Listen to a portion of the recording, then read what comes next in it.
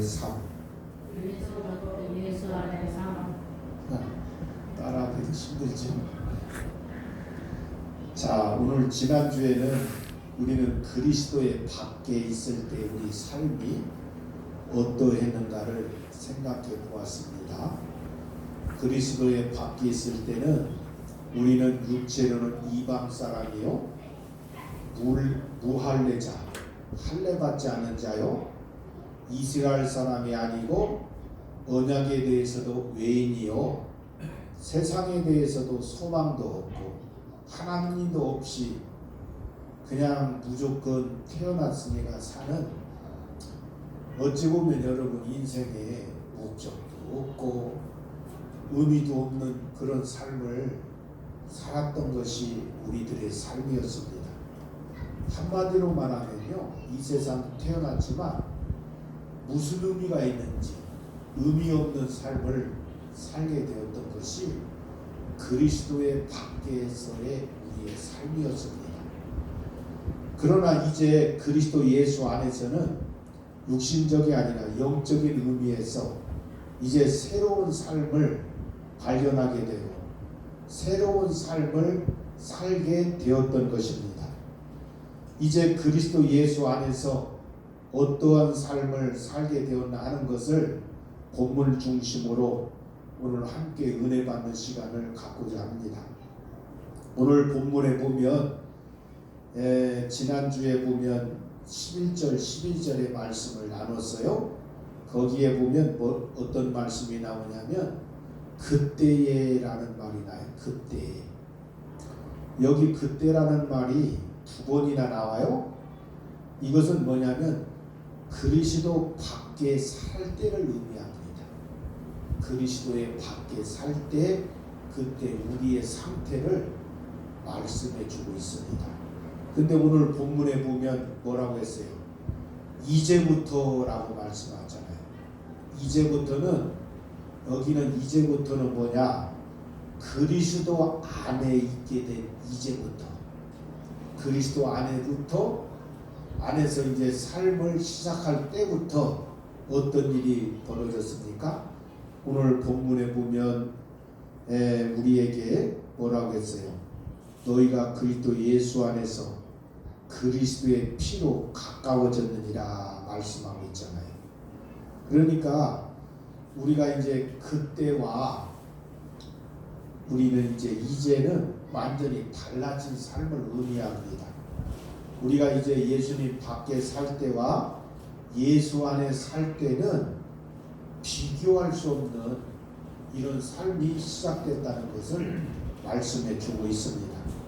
우리 삶이 이제 우리가 인생의 의미도 모르고 목적도 모르고 왜 태어났는가, 우리는 어디로 가야 되는가, 아무 의미 없는 삶을 살았는데 예수님 안에 들어와 보니까 왜 인간이 어떻게 해서 만들어졌고 인간이 어떻게 살다가 어디로 가는가, 이것을 하나님의 성경을 통해서 다 말씀해 주셨습니다.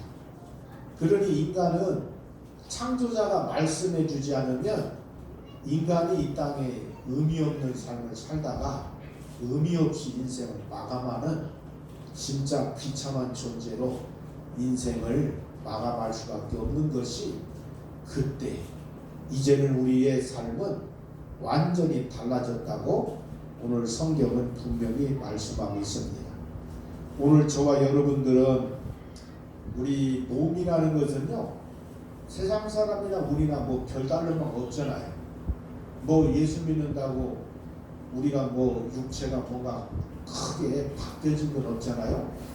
그러나 우리 안에 영혼은 옛사람과 예수 안의 삶은 완전히 달라진 겁니다. 예수 안 믿는 사람은 그들은 뭐 우리하고 똑같이 보이지만 영적으로 보면 그 영혼들은 죽은 영혼이에요. 근데 우리는 예수 안에 있는 사람은 우리 속에 영혼이 다 생명을 받아가지고 8888 여러분 살아 움직이는 영혼의 상태로 완전히 바뀌어진 것입니다. 그러니까 사람들은 대개 보면 그 안에 영혼이 중요한데 그냥 외모만 그냥 뭐 예쁘고 얼굴만 그냥 아주 그냥 앵그러만이 잘 생기면 대단한 걸 아는데, 여러분 아무리 외모가 예뻐도요, 영혼이 죽어있는 사람은 그 죽은 신체와 똑같은 것입니다. 그러니까 우리가 내 영혼이 살았느냐 죽었느냐, 이게 여러분 그 사람의 그 평가 기준이지, 사람들은 되게 보이는 데를 힘쓰게 돼 있어요. 보이는 걸 가지고 판단하고, 보이는 걸 가지고 야, 저 사람 참 멋지다. 근데 우리 하나님은 영적 상태를 보는 겁니다. 영혼이 죽었느냐 영혼이 살았느냐, 이것이 하나님이 보시는 관점이에요. 그러니까 예수 밖에 있는 사람들은 성경은 뭐라고 했어요? 너희가 살았으나 죽은 자로다. 그건 뭐냐면 영혼이 죽어있기 때문에 너희들이 살아서 움직이긴 하지만 너희들은 영적으로 죽은 자다.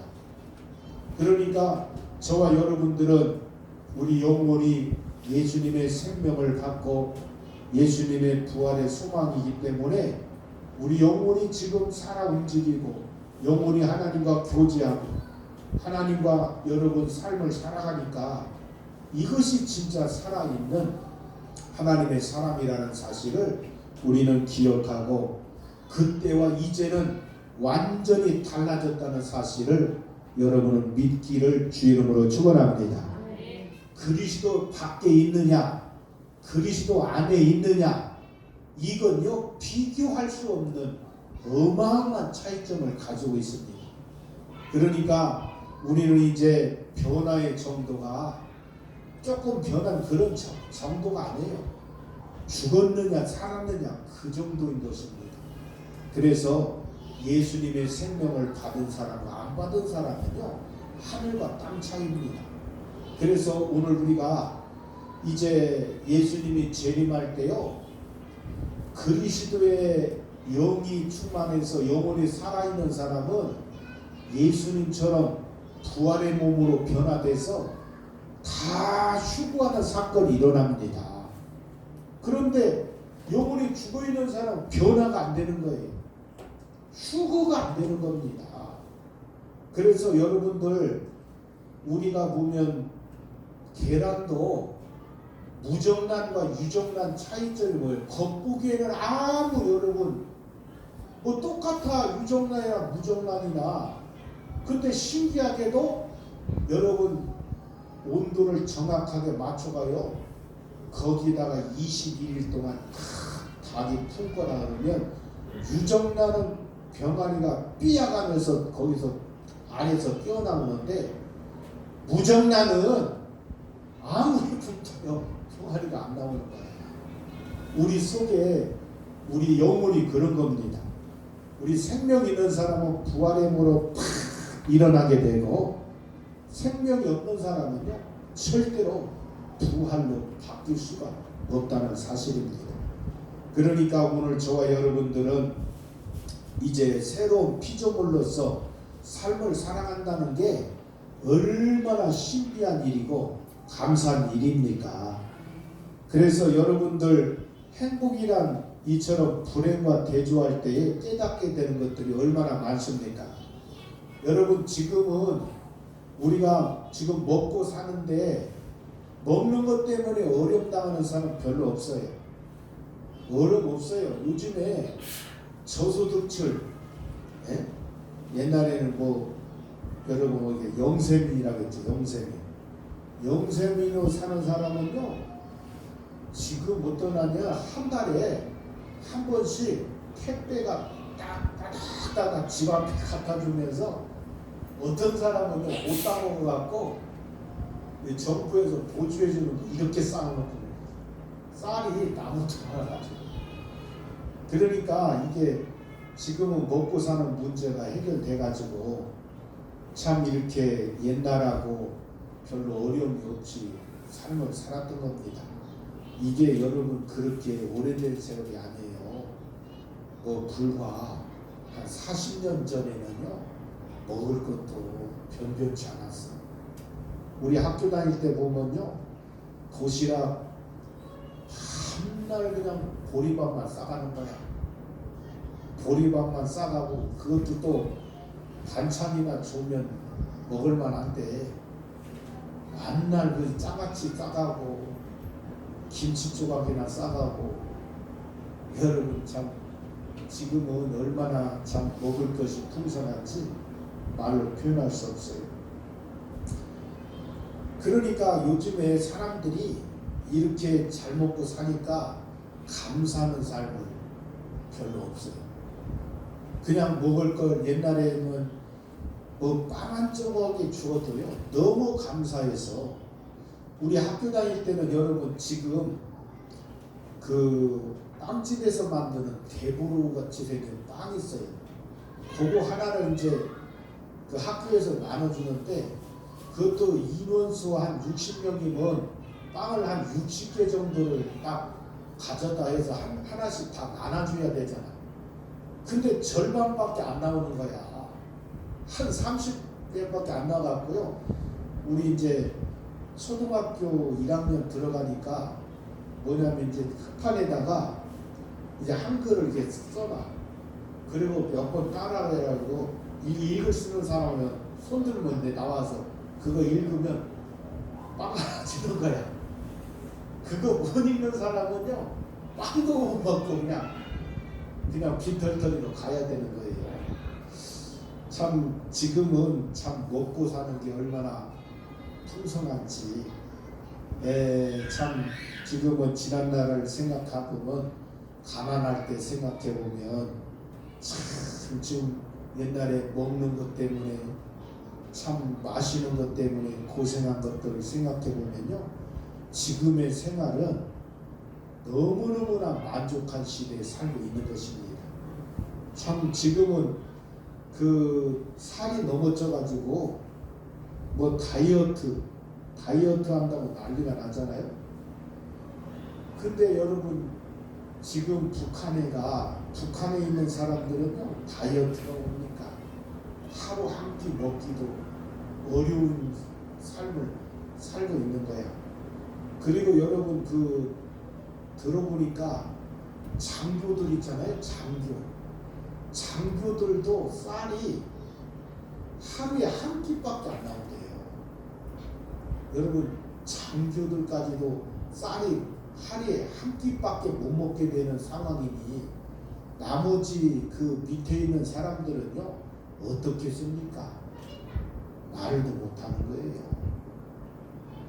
그래서 우리 여러분들 옛날에 6.25 사변 때에 북한에서 한 3년 동안 공산주의 치하에 있다 보니까 그거 너무나 공산주의가 싫어가지고요 땅 다 버려버리고 월남한 분들이 얼마나 많습니까?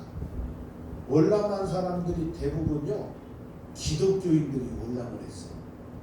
왜 그러냐면 북한에 살다 보니까 예배도 마음대로 못 드리게 하고 기독교인들을 핍박하니까 아유 땅이고 뭐고 필요 없다면서 이남으로 내려가자 해서 기독교인들이 거의 그냥 남한으로 내려와 버린 거야.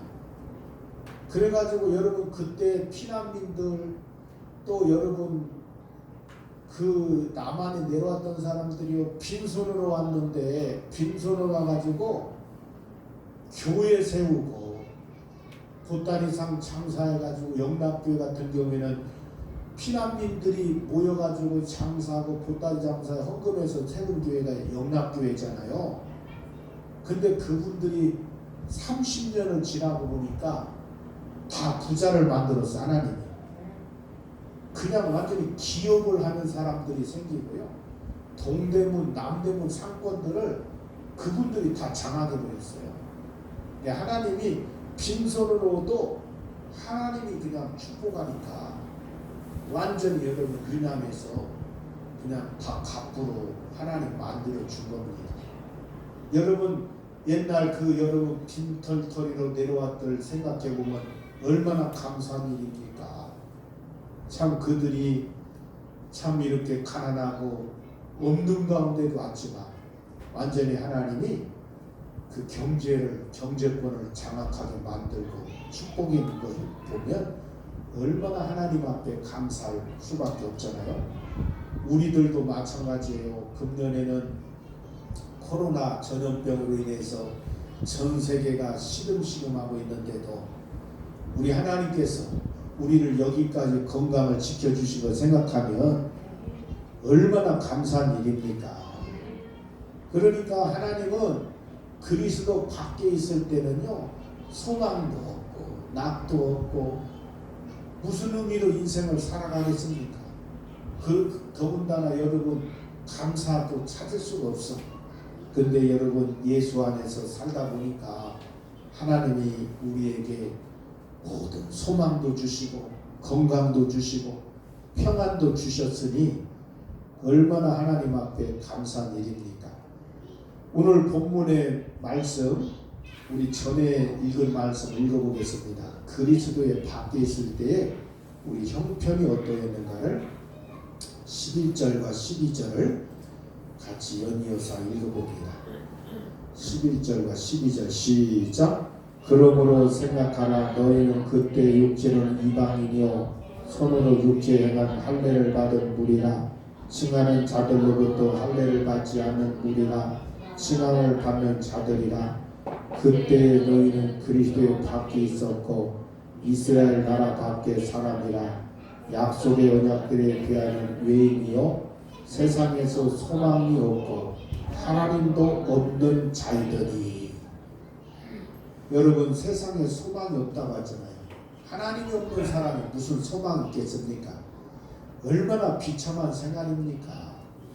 예수님 밖에 있는 사람들 할례를 안 받았으니 언약 백성도 아니었고 유대인도 아니었고, 어떻게 보면 여러분 옛날 유대인들은요 얼마나 선민의식이 강했는지 이방인들은 사람을 취급을 안 했어요. 무슨 개 짐승 취급했던 것이 이방인들입니다. 유대인들은 옛날에는요 대단한 우월적인 민족으로 생각하고 자기네만 하나님의 선택한 민족이라고 해서 이방인들은 사람도 아니야, 그냥 짐승이야 짐승, 그렇게 생각했던 것이 그 유대주의자들이 이방인들을 볼 때 그렇게 했습니다. 그리스도 밖에서 믿음 없이 소극적으로 부정적으로 살면서 인생의 실패를 거듭해서 살아왔던 것이 여러분 예수 믿기 전의 삶이었습니다. 그러니까 여러분 더군다나 이스라엘 나라 밖의 사람으로 하나님의 지배받지 않고 사니 자기 마음대로 살던 우리들이었잖아요. 그러므로 이 세상에 소망도 없고 하나님도 없고 살았던 것이 어떻게 보면 인간이 가장 불쌍하고 처참한 인생의 모습들이었습니다. 그러나 이제는 어떻게 했어요? 이제는 완전히 달라진 거예요. 우리 13절 다시 한번 보겠습니다. 시작. 이제는 전에 멀리 있던 너희가 그리스도 예수 안에서 그리스도의 피로 가까워졌느니라. 여기 보면 전에는 우리가 멀리 있었어요. 할례 받은 유대인에 비하면 할례 받지 못한 사람으로 멀리 있을 수밖에 없는 것이 우리들이었습니다. 그리스도와 상관도 없고 그리스도 밖에서 살았던 멀리 떨어진 사람들이었는데 이제는 어떻게 됐어요? 여러분 그리스도 안에서 가까워졌다고 하잖아요. 그리스도 예수 안에서 그리스도의 피로 가까워졌다고 말씀하고 있습니다. 그러니까 예수의 피가 어디서 흘렀으면 십자가에 흘린 거예요. 그러니까 우리는 하나님과 멀리 있던 인간이었는데 예수 그리스도의 십자가의 피로 말미암아 하나님과의 밀접한 관계로 만들어 주셨다는 겁니다. 여러분 하나님을 우리 인간이 어떻게 만나요? 그런데 예수님이 인간과 하나님 사이에 예수의 피로 딱 연결시켜 버린 거예요. 예수의 피를 인정하면 하나님과의 만남이 시작되는 겁니다. 그러니까 하나님을 어떻게 만나냐? 예수의 피로 만나는 거예요. 보혈을 의지하여 하나님 만나죠. 하나님을 보혈로 의지하지 않으면 인간 하나님 못 만나는 겁니다. 그러니까 구약 시대는 예수의 피를 대신해서 양의 피를 흘리게 만들었던 거예요. 그러야 하나님이 그걸 받아주는 거였습니다. 제사가. 근데 이제는 예수님이 십자가 진 상태는 양의 피는 필요 없고 짐승의 피는 필요 없고 예수의 피만 의지하면, 예수의 피 공로만 의지하면 하나님을 만날 수 있고 하나님 앞에 가까이 갈 수 있는 아주 밀접한 관계로 예수의 피로 만들어 주셨다는 겁니다. 얼마나 하나님 앞에 감사한 일입니까? 우리는 하나님 만날 수도 없는 그런 인간, 범죄한 인간을 누가 가까이 하려고 해요? 여러분, 그 조두순이가 지금 감옥에 나와가지고요, 안산에 있는 그 동네는 사람들이 막 그 조수들 사는 데다가 막 돌멩이 막 집어던지고요, 경찰이 거기를 계속 순회를 하는 거예요. 그리고 여러분, 초소를 만들어가지고 조수순이 어디로 움직이는가 어떻게 다 감시를 받고 있어요. 여러분, 그게 뭡니까? 우리가 예수님 아니었으면 조두순처럼 하나님을 절대로 만날 수 없고 너무 멀리 떨어져 있는 인간이었던 것이 우리들이었는데, 하나님께서 예수의 피공로 때문에 저와 여러분이 이렇게 그 범죄한 것들을 예수의 피로 다 용서하시고, 아담의 그 조상들의 죄까지도 다 용서해 주시고, 우리를 그냥 하나님이 만남을 허락해 주셨으니 이거 얼마나 감사한 일입니까? 여러분, 그 조두순도요, 집에서 있으면서 사람들이 자기를 싫어해서 막 돌 던지고 너 여기서 나가라고 하고 난리치니 마음으로는 얼마나 힘들겠어. 고려 어떠다가 여러분 범죄하고 그래서 교도소 갔다 왔는데 이제 지방칸이라도 편안하게 살게 해주면 감사한데 너 이 동네 살지 말라고 그냥 빨리 나가라고 막 돌 던지고 그러니 그 심적으로